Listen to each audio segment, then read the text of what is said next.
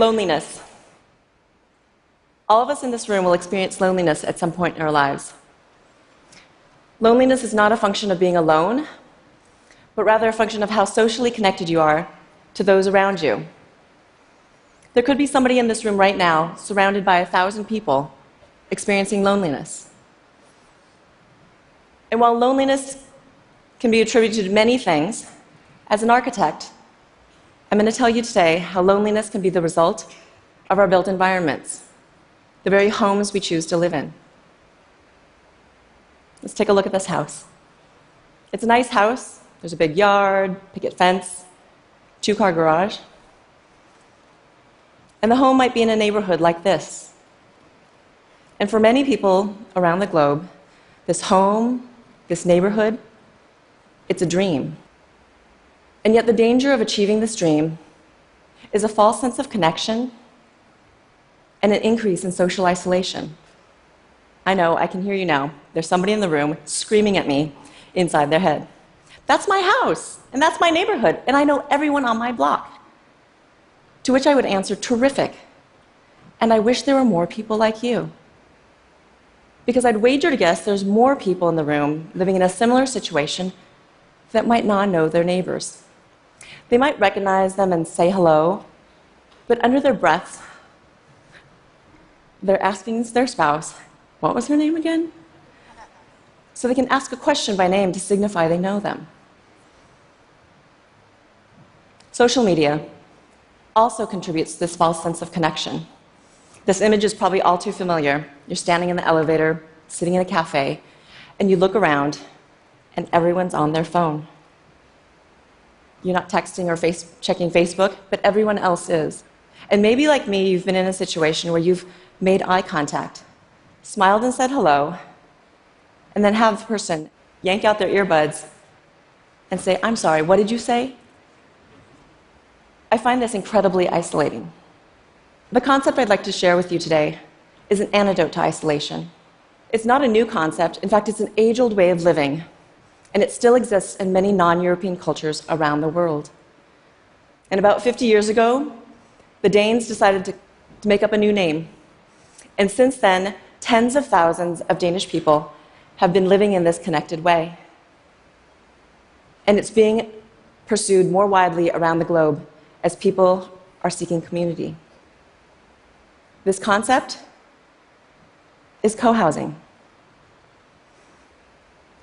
Cohousing is an intentional neighborhood where people know each other and look after one another. In cohousing, you have your own home, but you also share significant spaces, both indoors and out. But before I show you some pictures of cohousing, I'd like to first introduce you to my friends Sheila and Spencer. When I first met Sheila and Spencer, they were just entering their 60s. And Spencer was looking ahead at the end of a long career in elementary education.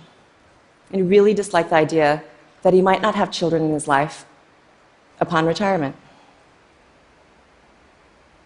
They're now my neighbors. We live in a co-housing community that I not only designed, but developed and have my architecture practice in. This community is very intentional about our social interactions. So let me take you on a tour. From the outside, we look like any other small apartment building. In fact, we look identical to the one next door, except that we're bright yellow. Inside, the homes are fairly conventional. We all have living rooms and kitchens, bedrooms and baths, and there are 9 of these homes around a central courtyard. This one's mine, and this one's Spencer and Sheila's.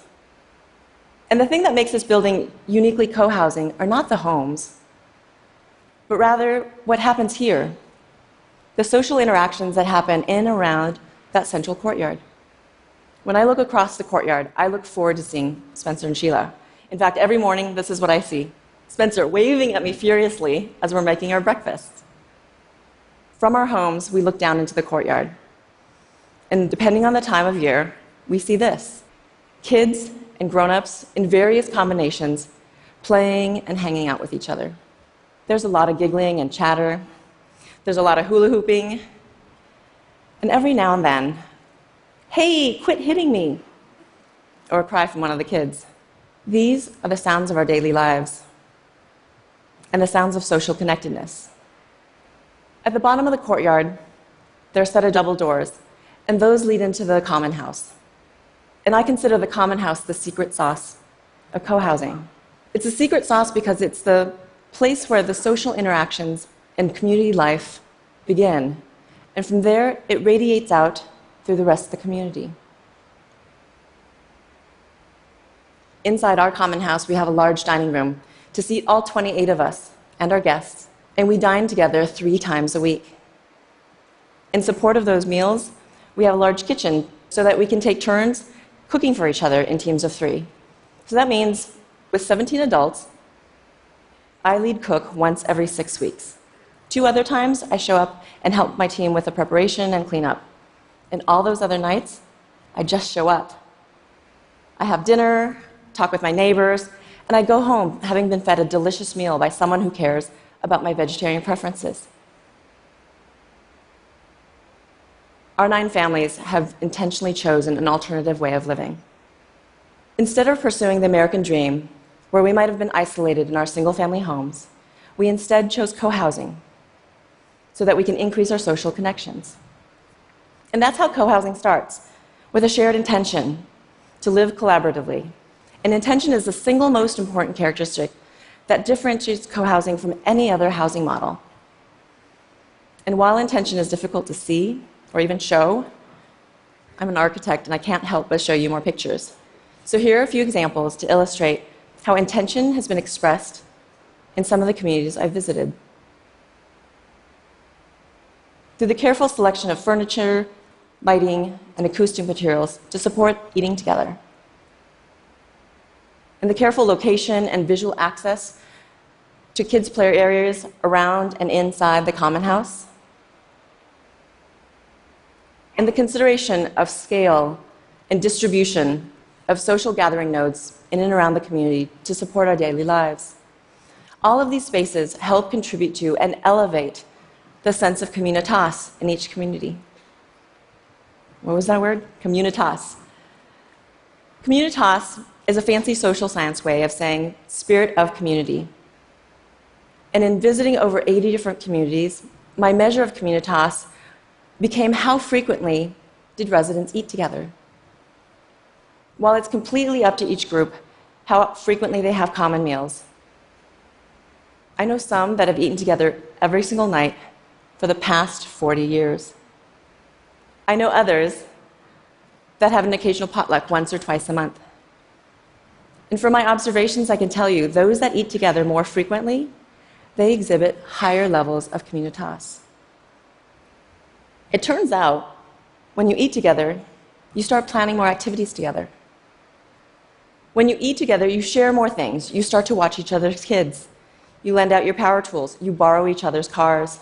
And despite all this, as my daughter loves to say, everything is not rainbows and unicorns in co-housing. And I'm not best friends with every single person in my community. We even have differences and conflicts. But living in co-housing, we're intentional about our relationships. We're motivated to resolve our differences. We follow up, we check in, we speak our personal truths, and when appropriate, we apologize. Skeptics will say that co-housing is only interesting or attractive to a very small group of people. And I'll agree with that. If you look at Western cultures around the globe, those living in co-housing are just a fractional percent. But that needs to change, because our very lives depend upon it. In 2015, Brigham Young University completed a study that showed a significant increased risk of premature death in those who are living in isolation. The US Surgeon General has declared isolation to be a public health epidemic. And this epidemic is not restricted to the US alone. So when I said earlier that co-housing is an antidote to isolation, what I should have said is that co-housing can save your life. If I was a doctor, I would tell you to take 2 aspirin and call me in the morning.